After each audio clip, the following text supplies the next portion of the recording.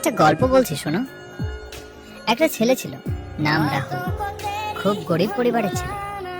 বাবা দিনমজুরের কাজ করতেন আর মা লোকের বাড়িতে কাজ করে সংসার চালাতেন। রাহুল আমার কাছে পড়তে আসতো।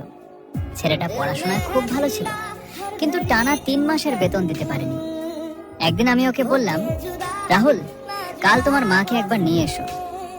পরের দিন তার মা এলেন, মাথা নিচু করে দাঁড়িয়েছিলেন।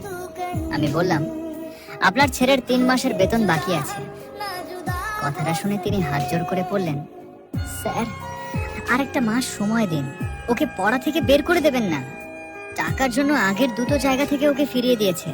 ছেলেটা পড়তে খুব ভালোবাসে। তার কথাগুলো শুনে আমি আর কিছু বলতে পারিনি। তারপর কয়েকদিন রাহুল নিয়মিত পড়তে এলো, কিন্তু হঠাৎ একদিন থেকে সে আর আসা বন্ধ করে দিল। আমি খোঁজ নিতে গেলাম। ওর বাবা চোখের জল মুছতে মুছতে বললেন, স্যার, ওর মা আর নেই, কয়েকদিন আগে চলে গেছে। আমি স্তব্ধ হয়ে গেলাম।